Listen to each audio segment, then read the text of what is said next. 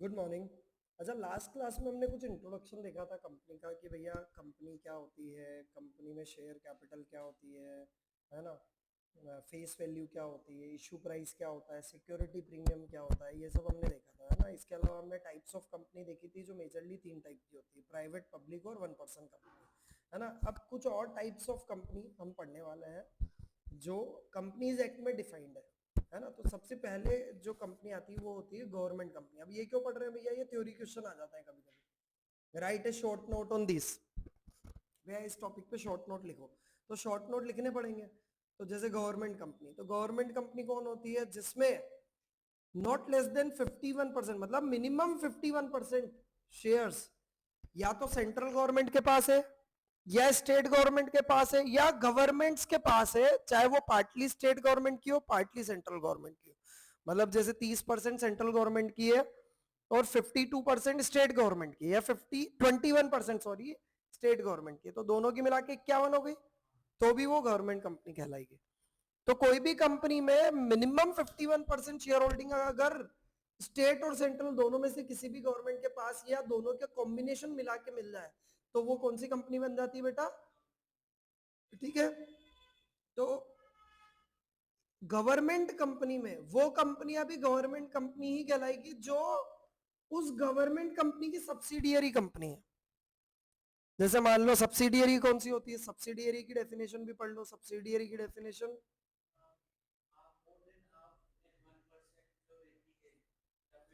तो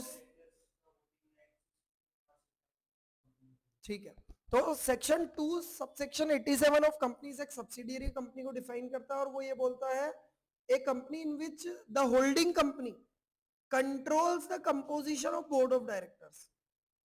board of directors की composition पे उसका होल्ड हो, मतलब कि एक एक्स कंपनी है जो जो वाई कंपनी में अपने सारे बोर्ड ऑफ डायरेक्टर अपॉइंट करने के राइट रखता हो, या मोर देन 50% से ज्यादा बोर्ड ऑफ डायरेक्टर उसके हो, तो वो उसकी होल्डिंग कंपनी कहलाएगी एक्स, वाई उसकी सब्सिडियरी कंपनी कहलाएगी। या फिर one half of total share capital either by at its own और टुगेदर, मतलब कि हाफ से ज्यादा, मोर देन वन हाफ मतलब 50% से ज्यादा अगर कोई कंपनी दूसरी कंपनी में अपनी शेयर होल्डिंग रखती है, तो वो भी उसकी होल्डिंग कंपनी कहलाएगी और वो दूसरी कंपनी उसकी सब्सिडियरी कंपनी कहलाएगी। या फिर मान लो एक्स कंपनी के वाई कंपनी में 70% शेयर्स है, कितने शेयर्स है, और वाई के जेड में 100% शेयर कैपिटल है।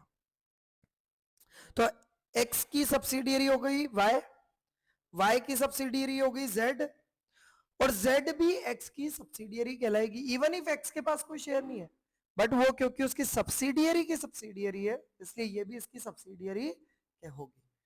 ठीक है, तो यहां पे यही बात हो रही है कि भैया गवर्नमेंट कंपनी कौन सी होगी, तो गवर्नमेंट कंपनी वो होगी जिस कंपनी में 51% या उससे ज्यादा, मिनिमम 51% या उससे ज्यादा शेयर कैपिटल गवर्नमेंट के पास हो।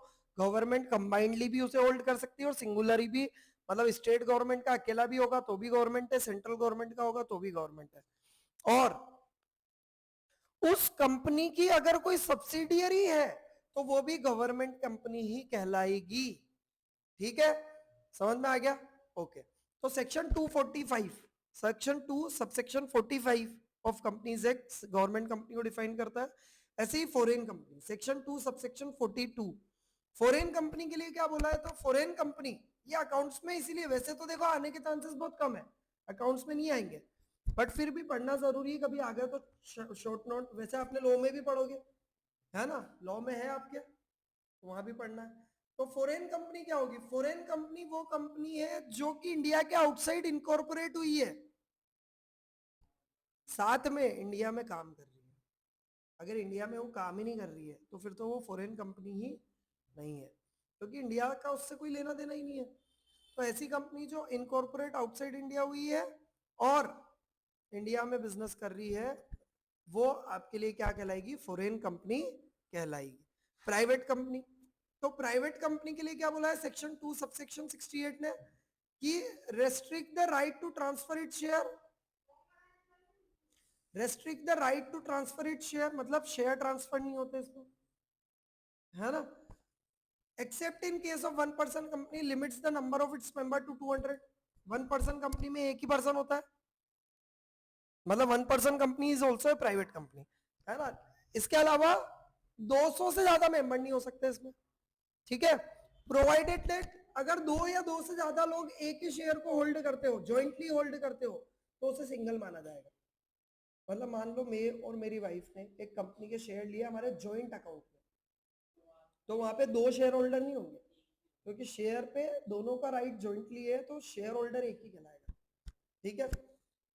Provided further that person who are in employment of the company or person who is having formerly in the employment of the company were member of the company while in that employment have continued to be member after employment ceased shall not be included in the number of member। मतलब कोई private company अगर अपने employees को share दे देती है तो उसे भी शेयर होल्डर नहीं माना जाएगा 200 में।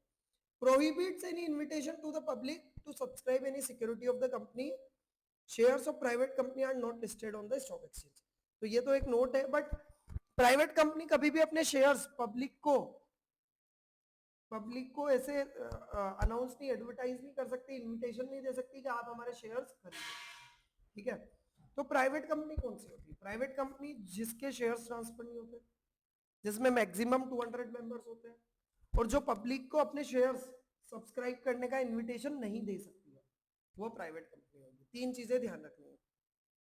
अब पब्लिक कंपनी जो प्राइवेट नहीं है वो is not a private company और has a minimum paid up share capital as may be prescribed. Minimum paid up share capital होनी चाहिए एज में बी प्रिस्क्राइब्ड। तो प्राइवेट कंपनी के लिए मिनिमम कैपिटल प्रिस्क्राइब्ड है 1 lakh, as may be prescribed जहां भी लिख दिया वहां पे रूल्स में देखना पड़ता है। कहां देखना पड़ता है? रूल्स में, या फिर नोटिफिकेशंस जो मिनिस्ट्री ऑफ कॉर्पोरेट अफेयर्स जो भी उसका डिपार्टमेंट मैनेज कर रहा है उस लोगों को, वो बताती है।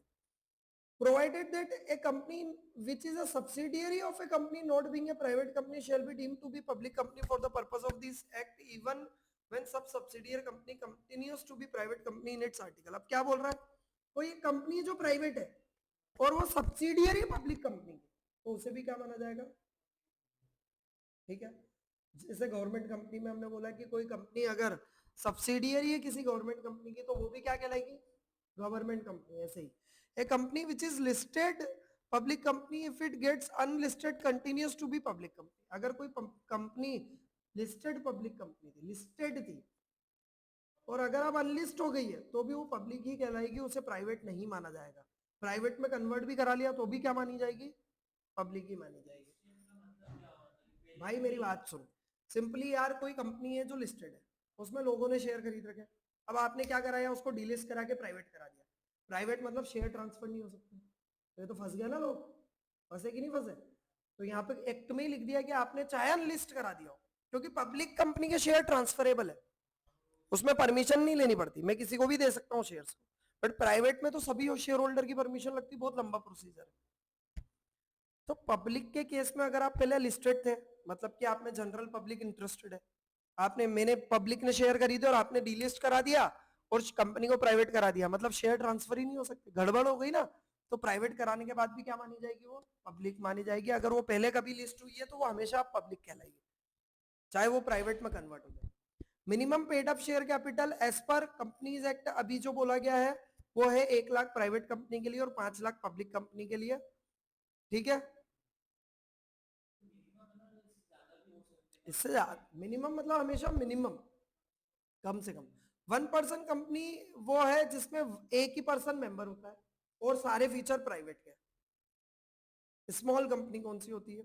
तो section 2 subsection 85, small company means A company other than a public company. सबसे पहले तो पब्लिक कंपनी नहीं होगी, मतलब प्राइवेट कंपनी होगी।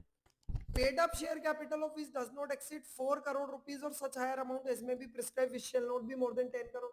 मतलब कैपिटल जिसकी 4 करोड़ से ज्यादा नहीं होगी और एज में भी प्रिस्क्राइब 10 करोड़ तक कर सकते हैं, ठीक है। और turnover of which as per its profit and loss account for immediately preceding financial year does not exceed 40 crore और such higher amount as may be prescribe but not more than 100 crore. Prescribe भी अगर करेगी एमसीए तो 100 करोड़ से ज्यादा, provided that nothing in this clause should apply to holding और subsidiary company. A company registered under section 8 और company body corporate govern by special act. Small company के कोई भी क्लोज यहां नहीं लागू होंगे। कहां? जहां एक होल्डिंग और सब्सिडियरी कंपनी है।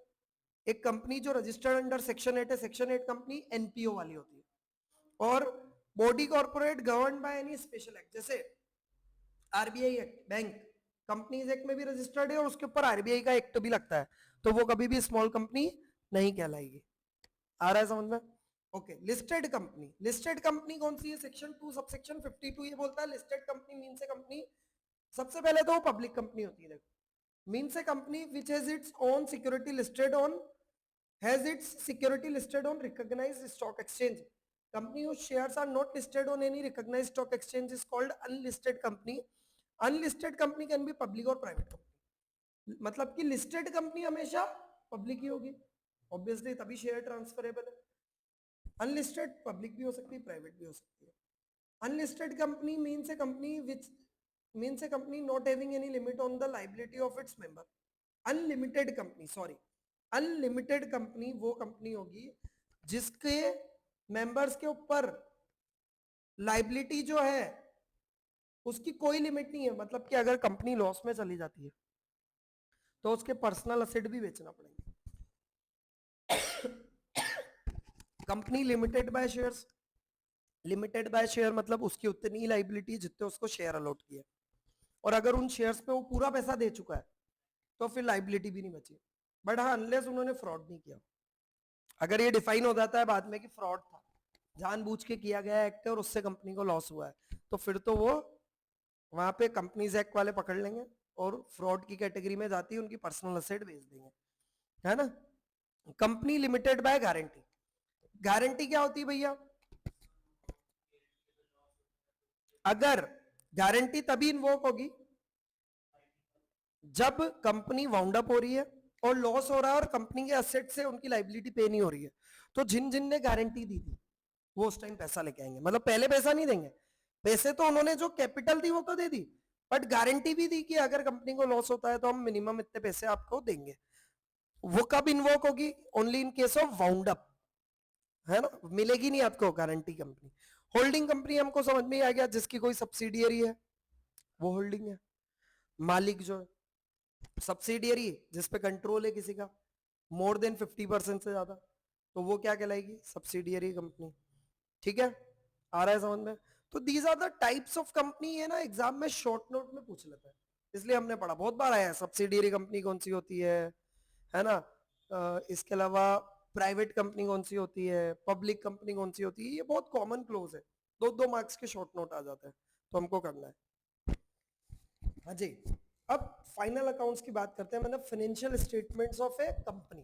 तो सेक्शन 129 बोलता है कि भैया फाइनेंशियल स्टेटमेंट्स जो है वो shall give true and fair view of the state of affairs. तो अपन तो इस पे छोड़ते हैं, अब बात करते हैं फाइनेंशियल स्टेटमेंट्स जो है उसकी एक डेफिनेशन है सेक्शन 2 सबसेक्शन 40 में, जो कि ये बोलता है कि भैया financial statement of a company include क्या क्या आएगा, फाइनेंशियल स्टेटमेंट में क्या क्या आएगा यहाँ पे डिफाइंड है कि ये तो बनानी ही है आपको। बैलेंस शीट, P&L, और in case of a company carrying on activity not for profit and income and expenditure, मतलब एनपीओ के लिए क्या बनाना है? Income and expenditure. फिर cash flow statement, cash flow statement are part of financial statements, बनानी है, कंपलसरी है। Statement of change in equity, मतलब कि शेयर होल्डिंग पैटर्न में कोई चेंज हुआ है तो वो पूरा स्टेटमेंट दिखाना है। जैसे ओपनिंग 10,000 शेयर थे, हमने इस साल 2,000 और इश्यू कर दिए, तो वो बताना है आपको कि ओपनिंग में 10 थे प्लस इतने और इश्यू किए और क्लोजिंग में इतने हैं, और या बायबैक किए हो तो इतने हमने बायबैक किए, वो शेयर कम हो गए, है ना। Any explanatory notes annexed to forming part of any document referred in sub clause 1 to 4, मतलब notes to accounts. Final accounts में आपको क्या बनाना है साथ में? सभी के नोट्स। तो आपको क्या क्या बनाना है? Balance sheet, P&L, cash flow statement, statement of change in equity और notes to accounts. These are the part of financial statement, सभी कंपनी को ये बनाना है, कंपलसरी है। ठीक है, ओके। तो as per section 2 subsection 40 financial statement ये है। अब एक शेड्यूल है, शेड्यूल 3, जो कि प्रिस्क्राइब्ड है। उस शेड्यूल 3 के हिसाब से इसके सारे फॉर्मेट होंगे, मतलब फॉर्मेट भी डिफाइंड है। अभी ऐसा हम क्या करते थे अभी तक तो हम, बट हाँ एक और चीज, अभी हमको एक चैप्टर और पढ़ना है जहां पे हम देखेंगे कि भैया सोल प्रोप्राइटर के लिए या ऐसी ऑर्गेनाइजेशंस, पार्टनरशिप हो गई, सोल प्रोप्राइटरशिप हो गई, जिनके लिए अभी तक कोई फाइनेंशियल स्टेटमेंट प्रिस्क्राइब्ड नहीं थे, उनके लिए भी हमारे इंस्टीट्यूट में कुछ फॉर्मेट्स प्रिस्क्राइब किए हैं। और हमारे इंस्टीट्यूट ने किए तो हम एज ए मेंबर तो उसे फॉलो करेंगे ही करेंगे, कंपलसरी है। और उसी फॉर्मेट में अपने फाइनेंशियल स्टेटमेंट अब प्रेजेंट करना है, जिससे क्या होगा, यूनिफॉर्मिटी आएगी। अभी तक तो क्या होता था, सोल प्रोप्राइटर की टैक्स ऑडिट रिपोर्ट भी अगर आप देखोगे, क्योंकि सोल प्रोप्राइटर में एक ही चीज में फाइनेंशियल स्टेटमेंट कंपलसरी हो जाता है जब वो इनकम टैक्स के हिसाब से टैक्स ऑडिट के क्राइटेरिया में आ जाता है। टैक्स ऑडिट मतलब 1 करोड़ या फिर 44 AD एक सेक्शन है, उसमें अगर आप आ रहे हो तो 2 करोड़ से ऊपर अगर आपका टर्नओवर है तो आपको ऑडिट कराना है, मतलब बुक्स ऑफ अकाउंट्स बनाने हैं। और बुक्स ऑफ अकाउंट्स अभी तक कोई प्रिस्क्राइब नहीं थे, हर पर्सन अपने हिसाब से बनाया जा रहा था कंपनी को छोड़ के, बट अब उसके लिए भी प्रिस्क्राइब्ड हो गए हैं, तो हमको उसी फॉर्मेट में बनाना है। तो अभी तो ये समझ लो फाइनेंशियल स्टेटमेंट ऑफ कंपनीज एक शेड्यूल 3 के हिसाब से बनेंगे, है ना। Provided that the financial statement with respect to one person company, small company, dormant company may not include the cash flow statement. अब कैश फ्लो स्टेटमेंट किसको नहीं बनाना है, 1 person कंपनी, स्मॉल कंपनी और डोरमेंट कंपनी, मतलब ऐसी company जिसका 4 करोड़ से ऊपर पेड अप कैपिटल नहीं है या 40 करोड़ से ऊपर टर्नओवर नहीं है। अभी जो भी प्रिस्क्राइब लिमिट है, अगर 100 करोड़ से अंदर अंदर, जैसे 100 करोड़ प्रिस्क्राइब्ड है स्मॉल कंपनी है, 100 करोड़ से नीचे टर्नओवर है, तो उस केस में उसे कैश फ्लो स्टेटमेंट नहीं बनाना है, ठीक है।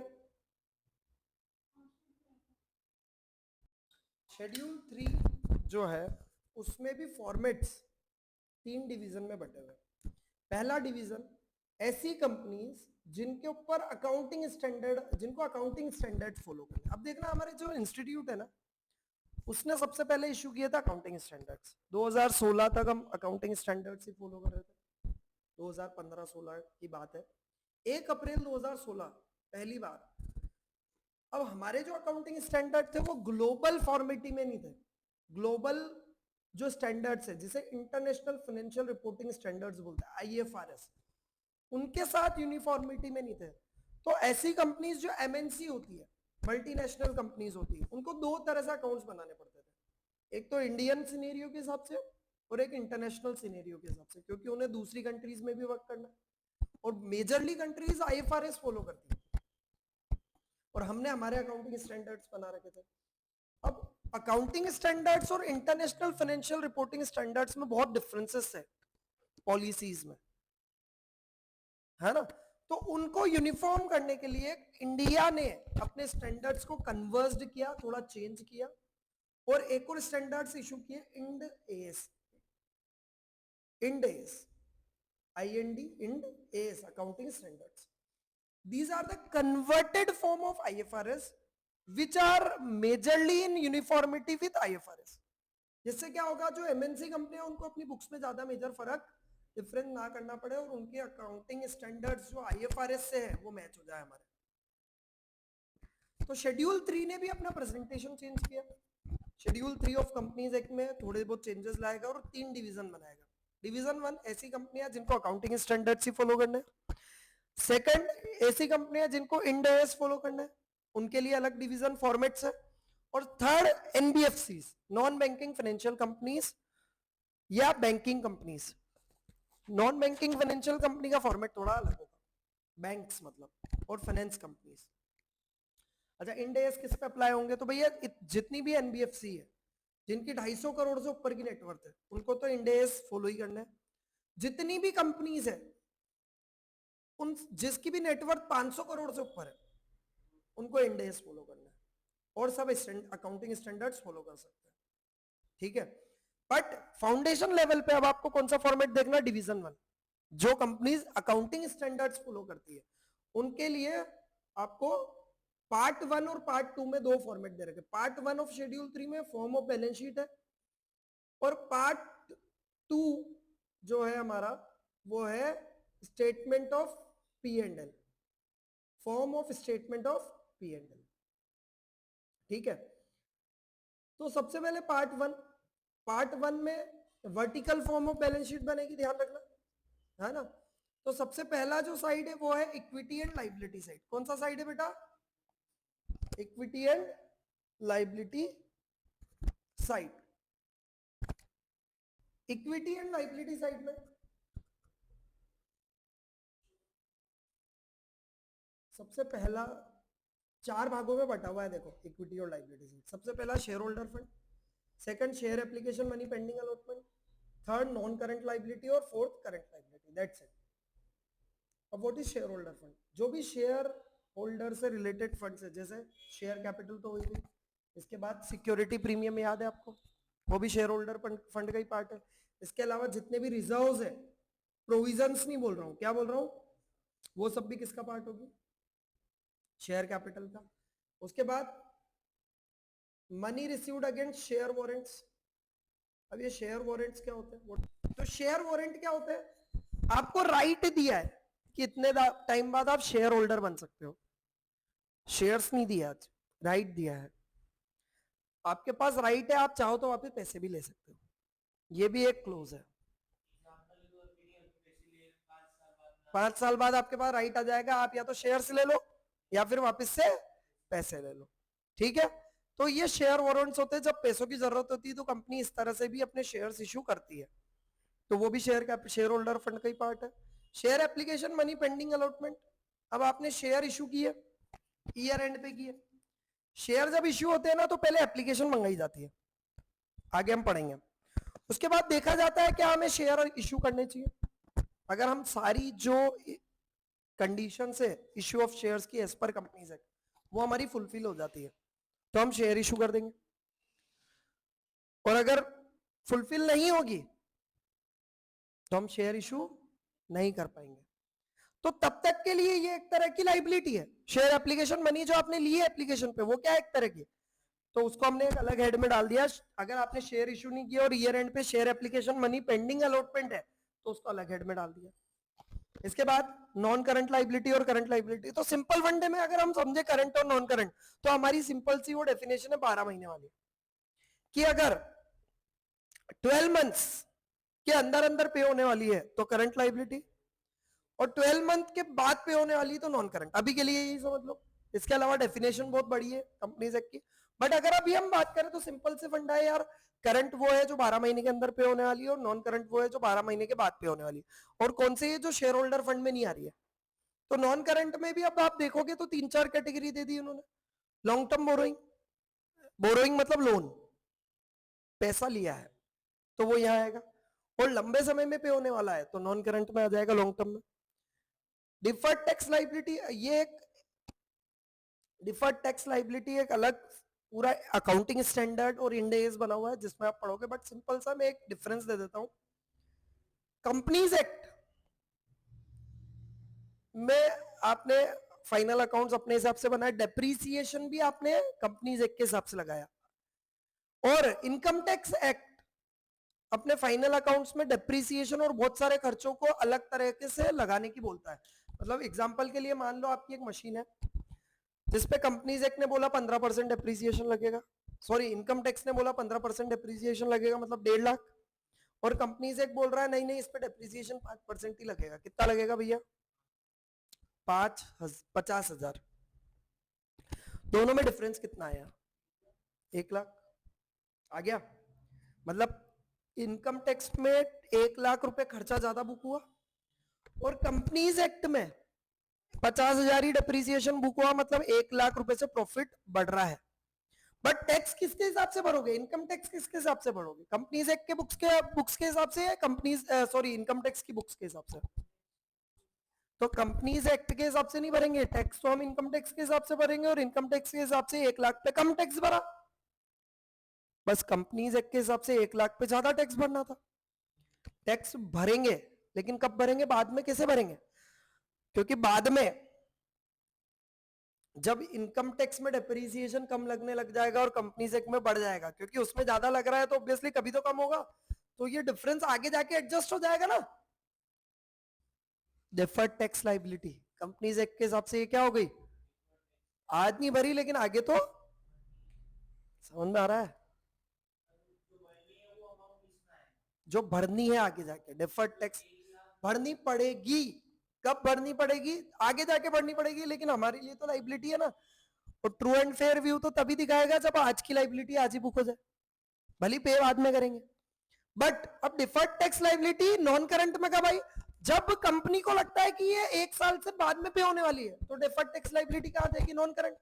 और अगर आप नीचे देखोगे तो वापस से करंट लाइबिलिटी में भी शॉर्ट टर्म प्रोविजंस में आप डिफर्ड टैक्स लाइबिलिटी को ले सकते हो या अदर करंट लाइबिलिटी में ले सकते हो। अगर 1 साल के अंदर अंदर डिफर्ड टैक्स लाइबिलिटी पे होने वाली है तो वो कहां जाएगी, other current. Other long term liability, इसके अलावा कोई लाइबिलिटी है तो वो यहां जाएगी, जैसे सन्ड्री क्रेडिटर जिनका पेमेंट 1 साल बाद होने वाला है, वो कहां आएगा, नॉन करंट में। और अदर लॉन्ग टर्म लाइबिलिटीज और लॉन्ग टर्म प्रोविजंस, अगर आपने कोई प्रोविजन बना रखे हैं जैसे प्रोविजन फॉर टैक्स, वो सब यहां जाएंगे। क्या अगर कोई है तो वो सब लिख सकते हैं ना, ये सब हेड से, अब इनके सब क्लोज बहुत सारे हैं, वैसे अदर लॉन्ग टर्म लाइबिलिटी में वो तू लिख सकता है। शॉर्ट टर्म बोरोइंग्स, आपने शॉर्ट टर्म के लिए किसी से पैसा उधार लिया है तो करंट लाइबिलिटी में शॉर्ट टर्म बोरोइंग में आएगा। ट्रेड पेबल्स, ट्रेड पेबल मतलब क्रेडिटर्स, अदर करंट लाइबिलिटी और short term provisions, these are the liability side. ऐसे ही असेट साइड भी होगी, असेट में 2 ही कैटेगरी है, नॉन करंट असेट और करंट असेट। वहां पे 4 थी, share holder fund, application money pending allotment, non current liability और करंट लाइबिलिटी। यहाँ पे 2 है, नॉन करंट असेट और current asset. Non current asset में क्या आएगा, सारे fixed asset, non current investments. ऐसे ही जैसे डिफर्ड टैक्स लाइबिलिटी थी, वैसे ही इनकम टैक्स में हमने टैक्स ज्यादा भर दिया और कंपनी एक्ट के हिसाब से भरना ही नहीं था, तो वो हमारे लिए असेट हो गया, पे किया जो, deferred tax asset. Long term loans and advances, other non current assets. ऐसे ही करंट असेट्स में current investment, inventory, trade receivable, cash and cash equivalent, short term loans and advances and other current assets. Format इसी form में चलेगा, ठीक है। कल हम क्या पढ़ेंगे, statement of P and L. Statement